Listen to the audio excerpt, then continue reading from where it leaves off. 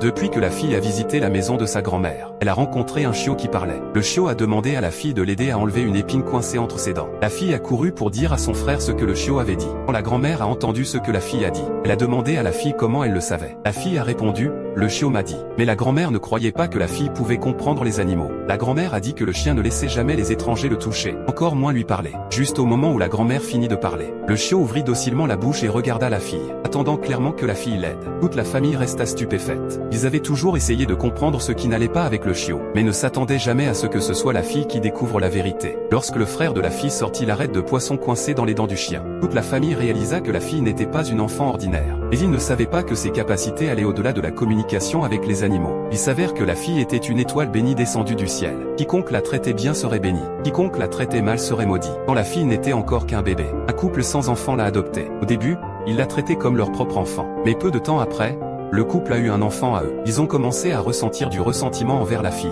la réprimandant et la battant fréquemment. Plus tard, le couple est mort dans un accident. Son oncle a refusé de l'accueillir. Au lieu de cela, il l'a vendu enfant, comme épouse à une famille de général. Le fils du général avait une maladie incurable. Les médecins ont dit qu'il ne vivrait pas plus d'un mois. Le général ne voulait pas voir son enfant mourir. Alors il a décidé d'adopter une jeune fille comme épouse pour son fils, espérant changer le destin de son fils. Lorsque le général a découvert que la fille était orpheline, il a donné 10 pièces d'argent pour l'acheter. Et il a dit à la fille qu'à partir de maintenant, il était son père. Le général n'avait pas beaucoup d'espoir de sauver son fils. Il décida que si son fils mourait, il élèverait la fille comme sa propre fille. Quand la fille prit la main du garçon, un miracle se produisit. Une lumière dorée entra dans le corps du garçon. Le garçon, qui était inconscient, se réveilla et ouvrit les yeux. Le médecin s'exclama que c'était un miracle médical. Bien que le garçon ne soit pas complètement guéri, son état s'était stabilisé. Il lui fallait juste un ginseng sauvage centenaire pour se rétablir complètement. En entendant cela, le général ordonna à ses hommes de chercher partout. Au dîner, ces hommes rapportèrent. Ils ont fouillé toute la ville, mais n'ont rien trouvé. Le général ordonna d'intensifier les recherches. Après le dîner,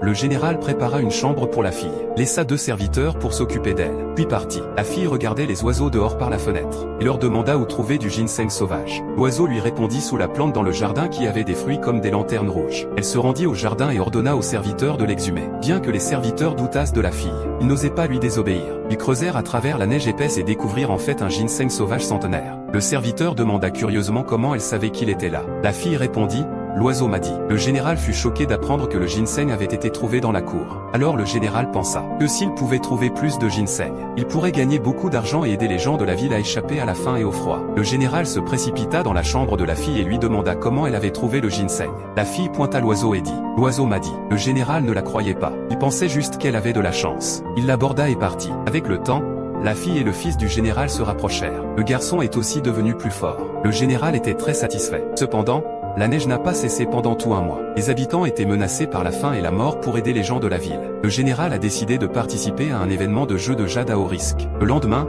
il a amené la fille sur le lieu de l'événement. Le général voulait que tout le monde sache que c'était sa précieuse fille. Une femme qui aimait le général depuis des années était extrêmement jalouse. Elle avait l'impression que malgré tous ses efforts pour lui plaire, elle avait quand même perdu face à une fille adoptée. Personne ne s'est rendu compte que c'était la présence de cette fille qui avait changé le destin du général. Dans les yeux de la fille, chaque pierre ordinaire brillait de couleurs différentes. La fille a pointé une pierre verte lumineuse et a demandé au général de l'acheter en cadeau pour son frère. Le général hésitait en raison de fonds limités. La femme jalouse est apparue et a moqué le général de gâter cette fille de la campagne. Le général, dans sa colère, a jeté la pierre sur le champ. Les gens pensaient qu'il le faisait juste pour impressionner la fille. La femme était furieuse. Elle est allée pleurer chez son frère riche. Lorsque l'homme riche a entendu sa plainte, il a décidé de défier le général à un pari de jade. Le perdant paierait pour tout. Le général ne voulait pas concourir car l'homme était un expert en jade. Mais après l'avoir entendu insulter la fille en la traitant de traînée et en pensant aux habitants affamés, le général a accepté le défi. La fille a choisi un tas de gravats bon marché dans le tas de pierres. L'homme riche a choisi des pierres précieuses. Comparées aux siennes, les pierres de la fille semblaient sans valeur. Tout le monde pensait que le général était voué à perdre. La compétition a commencé. L'homme riche avait de la chance. Il a trouvé un morceau de jade impérial d'une valeur de millions. Il était certain d'avoir gagné. Quand il a vu que la pierre de la fille n'était qu'une pierre ordinaire, il s'est moqué d'eux en disant qu'on pouvait en trouver de meilleurs dans la rue. La fille croyait fermement que son choix n'était pas erroné. Le général se souvenait de la chance passée de la fille et a tiré sur la pierre. La pierre s'est brisée,